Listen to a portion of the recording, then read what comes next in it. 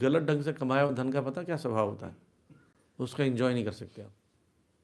हाँ, हमेशा याद रखना, वो कुछ ना गलत रूप में आता है। ऐसा देख, एक व्यक्ति मुझे मिला, वो इलीगल उसकी दुकान है, ठीक है, उसकी एक दुकान है जो डिस्पेंसरी खोल रखा था, क्लिनिक खोल रखा था, जो खुद डॉक्टर नहीं है, ठीक। अब उसको 1 घंटे का 1,500 मिलता है, तो हमेशा परेशान रहता है। एक घंटा भी जा रहा तो उससे मेरे 1,500 गए।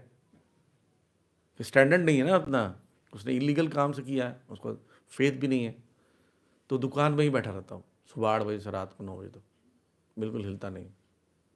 और घर में भी कोई इलाज कराने आया तो उसका इलाज करता है, इंजेक्शन लगा देता है, और ऐसा कमाने लगा।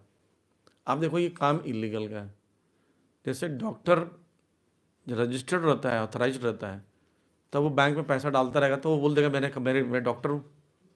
डॉक्टर की कमाई इतनी होती है, आप डॉक्टर नहीं हो, कंपाउंडर जैसा ज़िंदगी था आपका, तो आप इतना पैसा कहाँ से ला रहे? तो बैंक में डाल नहीं सकता पैसे को, इनकम दिखा नहीं सकता मेरा इतना इनकम है। जब इतना इनकम दिखा नहीं सकता और चीज़ें रजिस्टर्ड नहीं है, तो क्या करेगा? उस धन को घर में रखेगा छुपा कर, घर में छुपा कर रखा। अच्छा, उसने इलीगल तरीके से, क्योंकि लालच ज़्यादा था, तो उस धन को खर्च भी नहीं कर पा रहा अपने पर। पब्लिक में खर्च करेगा तो बोलेंगे तो सिंपल सा कंपाउंडर जैसा डिस्पेंसरी है, इतना पैसा कहाँ से आ गया? इनकम टैक्स वाले छापा मार देंगे। अब वो दान दे नहीं पा रहा क्योंकि आसक्ति है, तो पैसा उसके घर में बस इकट्ठा हो रहा है। ऐसे ही जब डिमोनेटाइजेशन हुआ तो उस समय झारखंड में एक डॉक्टर का छापा मारा गया। जब मर गया तो घर में लोग देखने आए, तो एक कमरा भर के नोट भरा हुआ था, कमरे में नोट भरा हुआ था। सोचो अब कौन सा नोट होगा वो? 500 का और 1000 वाले, वो जो बंद हो गया था। उसको उसने आके कब्र में देखा, उसका हार्ट फेल हो गया, ये सब गए। कहाँ बांटूंगा उसको? बांट तो सकता नहीं है, कोई लेगा नहीं, कब्र पे हार्ट फेल हो गया।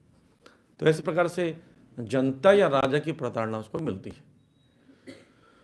और ऐसे अनेक प्रसंग आते हैं जब महत्वपूर्ण व्यक्ति गबन करते पकड़े गए, बहुत बड़े बड़े लोग, उन्हें जेल में रखा गया। भले ही कोई जेल के दंड से भी बच जाए, लेकिन याद रखना भगवान के द्वारा दंडित होने से नहीं बच सकता। इसलिए देवी हुई श्री गुणमयी मम माया दुरतया।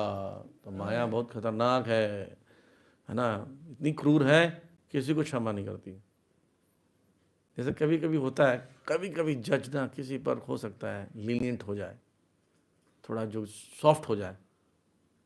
कभी कभी माता पिता भी छोड़ देते हैं गलत करने पर, ट्रैफिक पुलिस भी कभी कभी छोड़ देता है, देखना, चलो कोई बात नहीं, जब भगवान के भक्त हो, जाओ जाओ।